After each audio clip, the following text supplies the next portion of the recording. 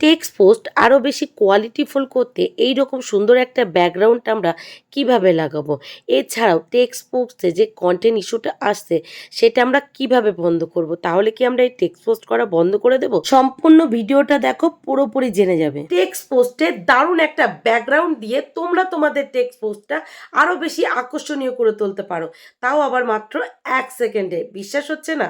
অবিশ্বাস্য লাগছে? অবিশ্বাস্য লাগলেও এটাই সত্যি। মাত্র 1 সেকেন্ডে তোমরা তোমাদের টেক্সট পোস্টের সুন্দর একটা ব্যাকগ্রাউন্ড সেট করে নিতে পারো। আর পাশাপাশি তোমরা তোমাদের প্রোফাইল পিকচারে একটা অবতার ক্রিয়েট করতে পারো। সমস্তটাই আজকে এই ভিডিওর মাধ্যমে আমি তোমাদেরকে দেখিয়ে দেবো। এছাড়াও আমরা প্রতিনিয়ত যে সমস্ত টেক্সট পোস্ট করছি, ইনসাইটে গিয়ে দেখতে পাচ্ছি যে কন্টেন্ট ইস্যু এসেছে, সেটাও তোমাদেরকে বলে দেবো কিভাবে আমরা টেক্সট পোস্ট করলে আমাদের এই টেক্সট পোস্টে কোনো প্রকার ইস্যু আসবে না। সমস্তটাই ডিটেলসে দেখিয়েও দেবো, সাথে বলেও দেবো। তো চলো না বকে ভাট, ভিডিওটা দেখে নেওয়া যাক। তবে হ্যাঁ, ভিডিওটা যদি তোমাদের কোনো উপকারে আসে অবশ্যই বলবো একটা লাইক, কমেন্ট আর শেয়ার করে দিও, যাতে তোমাদের মতো যে সমস্ত নতুন বন্ধুরা আছে তাদের একটু হলেও উপকারে আসে।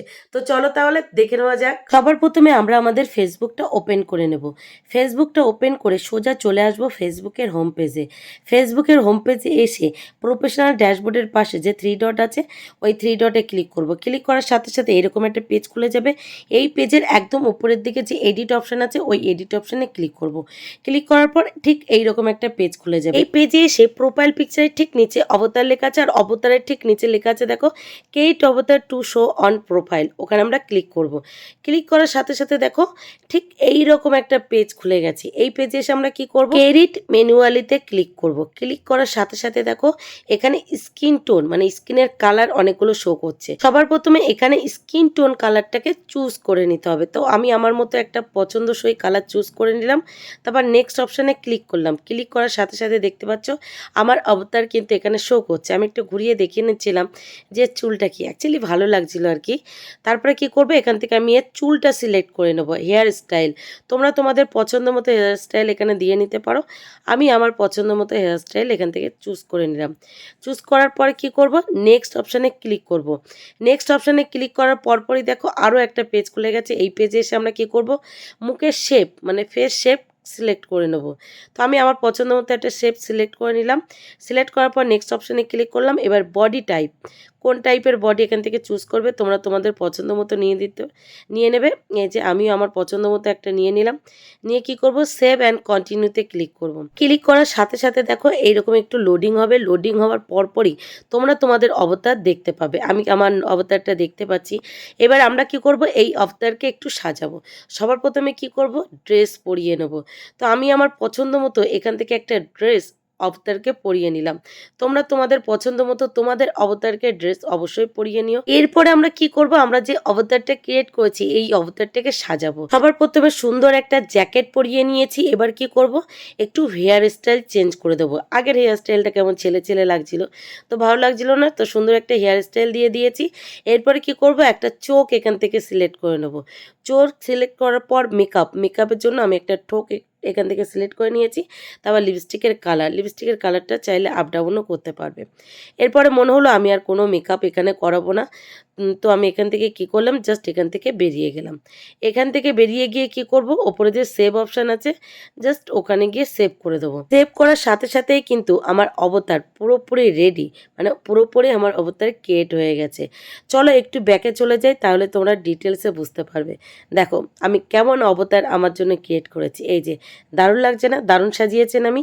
এবার কি করব, কন্টিনিউতে ক্লিক করব। ক্লিক করার সাথে সাথে ফেসবুক দেখো আমাকে দুটো টেক্সট পোস্টের জন্য ব্যাকগ্রাউন্ড দিয়ে দিয়েছে। কি সুন্দর লাগছে না, একদম ওয়াও ওয়াও লাগছে। তো যাই হোক, আমি এই যে আমার ব্যাকগ্রাউন্ড ক্রিয়েট করে নিয়েছি। এবার চলো এখানে কিভাবে আমরা আমাদের টেক্সট পোস্ট করব সেটাই তোমাদেরকে দেখিয়ে দিই। টেক্সট পোস্ট করার জন্য আমরা কি করেছি, হোম পেজে এসে একটু নিচের দিকে এসে হোয়াটস অন ইয়োর মাইন্ড ওখানে ক্লিক করার পরপরই এরকম একটা শো করেছে। তারপরে কি করেছি, ব্যাকগ্রাউন্ড কালারে ক্লিক করেছি। ক্লিক করার পরপরই দেখতে পাচ্ছ এখানে দুটো অবতার ব্যাকগ্রাউন্ড কিন্তু এখানে শো করছে। তো কি করব, সবার প্রথমে একটা সিলেক্ট করে নিলাম। এটা ঠিকঠাক লাগছে না, তবে এটা কিন্তু বেশ সুন্দর লাগছে। তো এই ব্যাকগ্রাউন্ডটাই আমরা আমাদের টেক্সট পোস্ট করার জন্য সিলেক্ট করে নিলাম। এবার এই সুন্দর ব্যাকগ্রাউন্ডের উপর সুন্দর একটা টেক্সট লেখার পালা। তো দেখো সুন্দর একটা টেক্সট লিখে নিয়েছি আর হাতে গোনা কয়েকটা ইমোজি দিয়ে দিয়েছি, কারণ আমরা এখন কিন্তু অতিরিক্ত ইমোজি ব্যবহার করতে পারবো না। তারপর অবশ্যই লোকেশনটা দিয়ে নিয়েছি। এবার আমরা কি করব, যেটা ভীষণ গুরুত্বপূর্ণ, সেটা এআই লেভেল অন। আমরা যেহেতু এটা এডিট করেছি বা ক্রিয়েট করেছি, সেই জন্য কিন্তু অবশ্যই আমরা এটা পোস্ট করার আগে এআই লেভেলটাকে অন করেই তারপরে পোস্ট করতে হবে।